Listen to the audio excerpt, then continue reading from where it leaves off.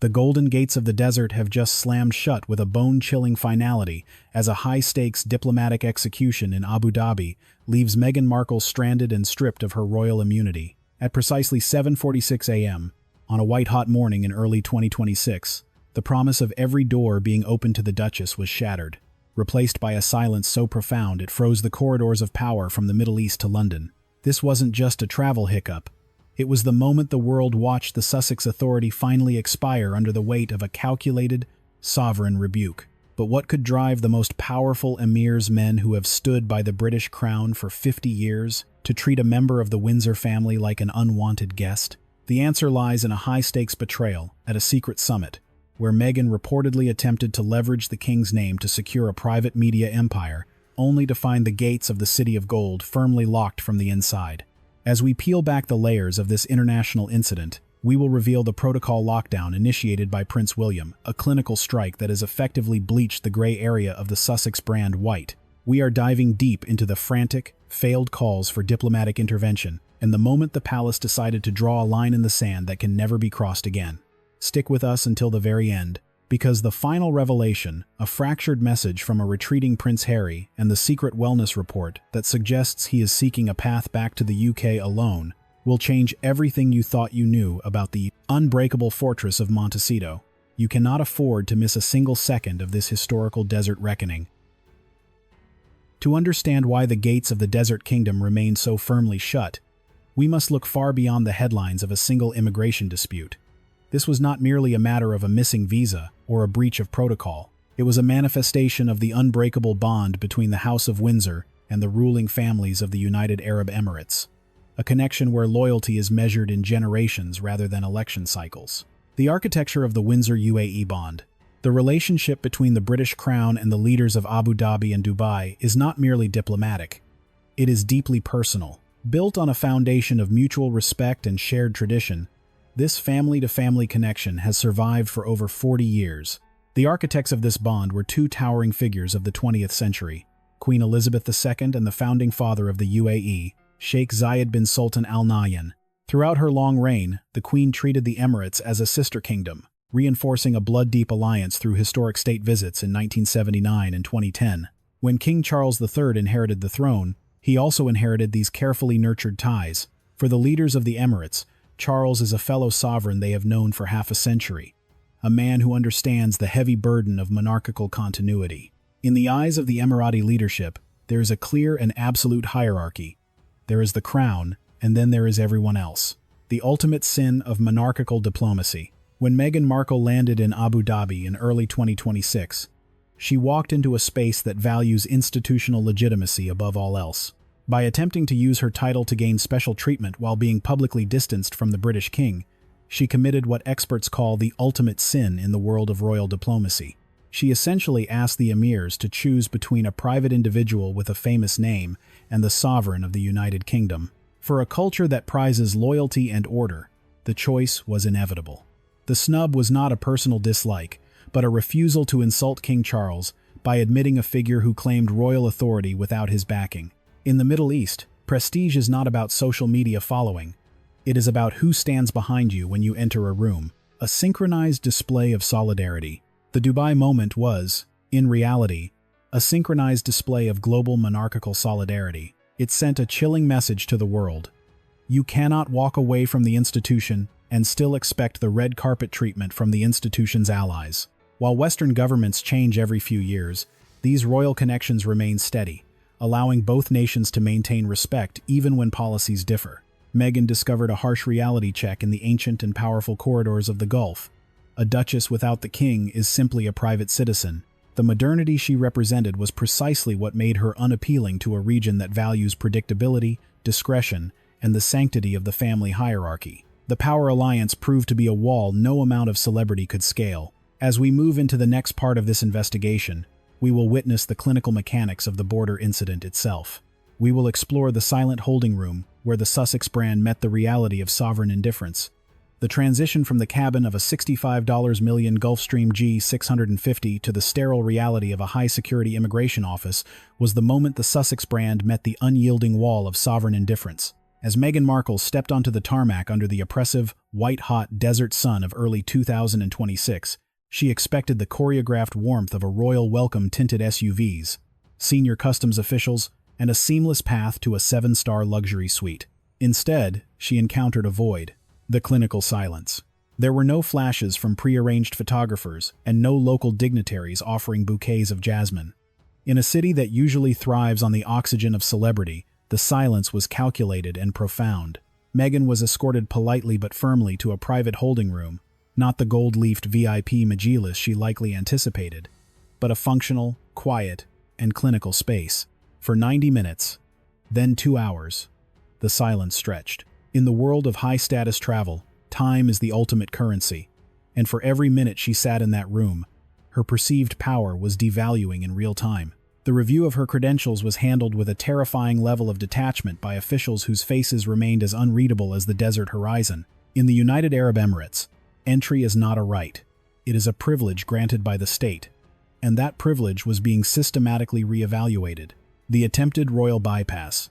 When the door finally opened, the message was short. Entry denied. No luxury suite at the Burj Al Arab. No keynote speeches, and no private dinners with the ruling elite. It was in this moment of crisis that the facade reportedly slipped. According to internal reports and diplomatic whispers, the reaction was not one of quiet acceptance. Instead, there was an alleged flash of high-octane temperament, the same Duchess of difficult persona that had been rumored for years within the halls of the British palace. More significant than the anger, however, was the strategy employed to fix the situation. Rather than turning to the United States consular services, the logical move for an American citizen, Meghan reportedly reached for the very bridge she had spent years burning. She sought to leverage her British royal connections, attempting to invoke the weight of the crown to bypass the laws of a sovereign nation. The expired authority. It was a desperate move that revealed a fundamental truth. Despite all the branding and claims of independent success, she still believed the Duchess title was the only key that would turn the lock. But the officials in that room knew what she apparently did, not that a title without the backing of the reigning monarch is merely a ghost of a former life. Dubai is not impressed by titles that lack the support of their source. By attempting to pull the British royal family into a private immigration dispute, she inadvertently shifted the narrative from a travel hiccup to an international incident. The Dubai authorities did not argue or negotiate. They simply waited for the next available flight out of the country. Within 4 hours of landing as a global icon, the woman who expected the world to chase her was placed on a return flight, leaving the city as quietly as a shadow. The psychological impact of this rejection signaled to every global hub from Riyadh to Singapore that the Sussex brand no longer carried diplomatic immunity. The incident at the border proved there is no middle ground. You are either a working representative of a state or a private citizen, subject to the same rules as everyone else. As we move to the next part, we will witness the response from London. This was the moment the palace decided to stop the bleeding and cut the ties once and for all. The news of the Dubai rejection hit the global media cycle like a seismic wave, but the most critical reaction was brewing within the ancient limestone walls of Buckingham Palace. For years, the British monarchy had practiced a policy of strategic silence, a stoic refusal to engage in the back-and-forth drama of the Montecito expatriates. However, by allegedly attempting to invoke royal authority to bypass a sovereign nation's immigration laws, the situation shifted from a family squabble into a potential constitutional crisis. Within a mere 24 hours of the jet's departure from the Emirates, the silence from London was broken with the precision of a guillotine. There were no leaks or ambiguous briefings. Instead, a short, clinical statement was issued through the office of Prince William. In the world of royal communications, brevity is the ultimate weapon, and the tone was not one of anger, but the cold, detached language of an institution protecting its own survival. The message was unmistakable. Meghan Markle does not speak for the British crown. Not now, not in any situation, and certainly not under any circumstances involving international diplomacy. Before we continue, I hope this video finds you and your loved ones in good health and high spirits.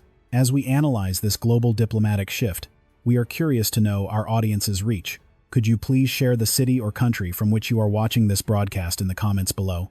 According to royal analysts, this was the moment the gray area that had existed since 2020 was finally bleached white.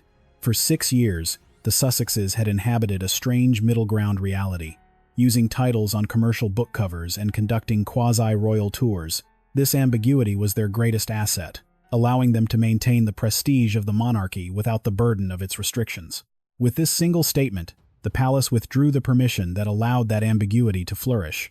The statement clarified that being the mother of royal children or holding the title of duchess did not translate into a single ounce of diplomatic weight. It was a public stripping of authority by directing her to standard United States consular services for any future foreign border issues. The palace effectively said, "You are no longer our concern." Behind the scenes, the architecture of this response was reportedly overseen by Princess Anne, the ultimate enforcer of constitutional boundaries. Insiders suggest she was the one who insisted the response be administrative rather than emotional, to ensure foreign governments remained clear on who truly carries the mandate of the king. This move was an act of containment. A monarchy survives on clarity, clear roles, clear rules, and most importantly, clear limits. When those lines are blurred, the institution risks being pulled into private commercial ventures or personal political crusades. By stating exactly what she was not, the palace protected what the crown must remain: neutral, apolitical, and separate from private enterprise. This was a devastating blow to the Sussex brand. The power of a title is entirely dependent on the recognition of the state that granted it. If the state publicly disavows your use of that title in a functional capacity, the title becomes a hollow shell, a costume rather than a credential. In the high-stakes world of global power, a title that is mocked by its own source is worse than no title at all. What made this moment truly historic was its finality. It ended the years-long narrative of reconciliation, or a third way for the couple to serve from abroad. The palace did not need to scream. In royal language, the shorter the sentence, the louder the echo. They clarified the rules, closed the file, and moved on, effectively erasing the connection in the eyes of international law. As we look at the timing, the palace chose this moment of public vulnerability to prevent reputational contagion. By distancing themselves immediately, they ensured that the Dubai snub stayed attached to the individual, not the institution. In the next part, we will see how this loss of institutional backing triggered a total collapse of the brand in the global marketplace. The aftermath of the Dubai snub and the subsequent royal disavowal did not just linger in the world of tabloid gossip. It migrated rapidly into the one place where sentiment is measured in cold, hard numbers: the global marketplace.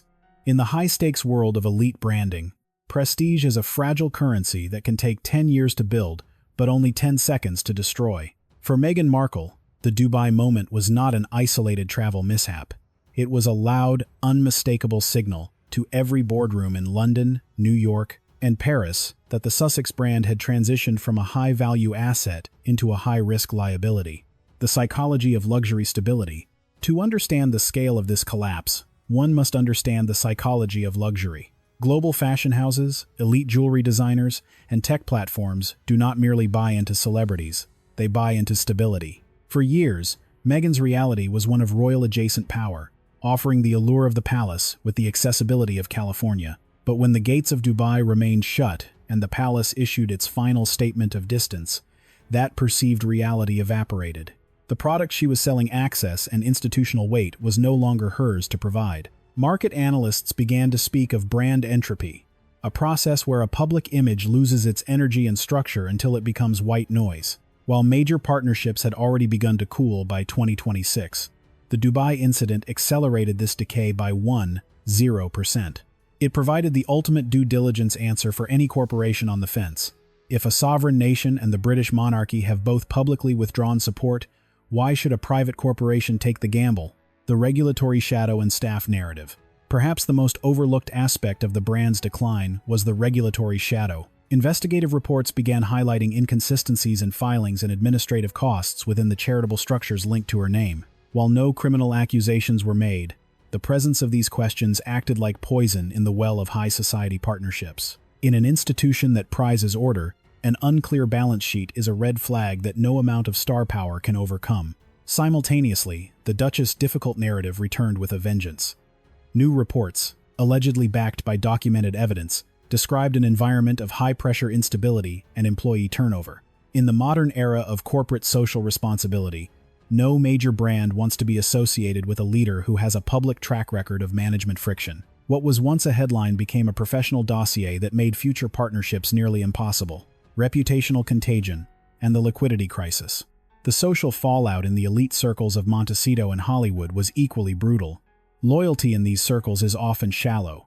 When the royal connection was active, guest lists were endless. But as the Dubai snub became the definitive story of 2026, invitations to the A-list inner sanctum began to dry up.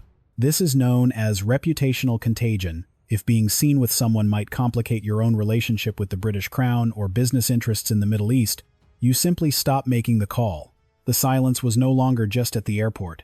It was in the dining rooms of Beverly Hills. This led to what economists call a liquidity crisis of fame. Meghan Markle was still famous, perhaps more than ever, but she could no longer liquidate that fame into profit or influence.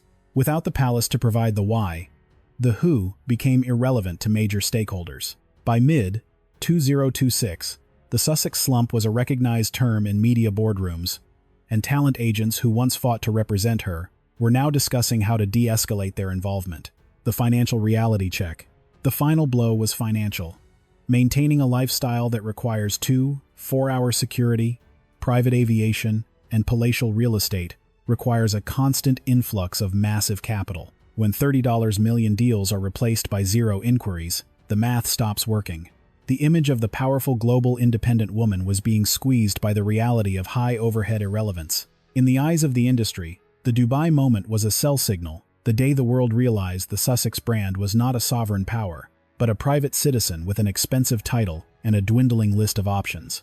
As the external world closed its gates and the glittering skylines of the Middle East faded into a memory of humiliation, the most intense scrutiny shifted from the international stage to the quiet, gated confines of a mansion in Montecito, California.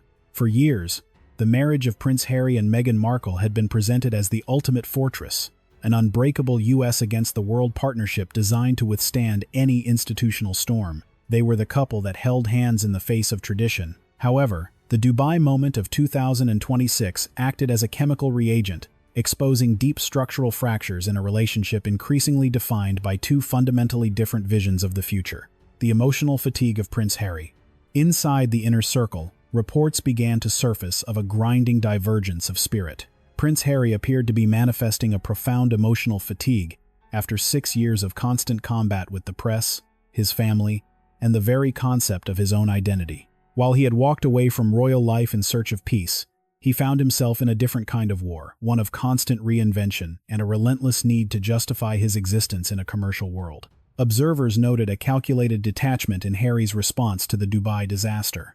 Sources claimed he was not closely involved in the planning of the Middle Eastern trip, a detail that sent shockwaves through the media and served as a massive red flag for a couple that once prided themselves on being two halves of a whole. In the aftermath, there were no joint statements of defiance. Instead, there was a sense of emotional space. Harry appeared to crave the very thing Meghan feared most: invisibility. He reportedly began to dream of a simpler existence, perhaps a return to the quiet service of the military or a life of true privacy away from the digital glare. The vision collision. Meghan, by contrast, remained a creature of momentum. In her worldview, to stop is to disappear, and to disappear is to fail. While Harry looked at the Dubai rejection as a sign to retreat, Meghan allegedly viewed it as a reason to push harder and find the next global audience. This contrast created a vision collision, one partner wanting to hide from the storm, while the other sought to build a taller lightning rod. The financial pressure added fuel to this private fire. In 2020, their earning potential seemed limitless, but by 2026, the Sussex premium had evaporated. The staggering cost of maintaining a lifestyle that mirrors the luxury of a king, including 4-hour specialized security and palatial real estate, became a universal stressor. When massive deals were replaced by silence, the domestic conversation shifted from collaborative planning to individual anxiety. The broken bloodline. Perhaps the most painful fracture lay in their differing reactions to the palace's final disavowal. For Meghan, the statement was a professional deplatforming and a rejection of her status as a global influencer. For Harry, it was a public disavowal from his own bloodline. Despite everything, he remains a son, a brother, and a prince of the blood. Every hard line drawn by the palace severed a piece of Harry's history, leading to a wall of silence within the home as he grappled with missing the structure and family he left behind. The Dubai incident forced Harry to confront the reality that the Duchess title was no longer a shield for his wife, but a target. He realized he could no longer provide the protection she expected. In the early days, he was her champion and bridge to power. But by 2026, with the palace doors locked and the global elite turning away, he found himself powerless to change the narrative. What the world is witnessing is the unraveling of a shared purpose. When bonded by a common enemy, they were strong. But when that enemy is replaced by public indifference, the bond frays. The tragedy of the Sussex marriage in 2026 is not a lack of love, but that they stopped seeing the same horizon. One looks back toward the green fields of England with regret, while the other looks toward a digital future with desperation. As us against them no longer means the same thing to both partners. The fortress in Montecito appears increasingly fragile. The saga of the Dubai Snub serves as a masterclass in the cold, clinical mechanics of modern influence. At its heart, this episode provides a difficult lesson that many in the world of celebrity fail to grasp. Influence is not something you own. It is something you are granted, something you are allowed to borrow.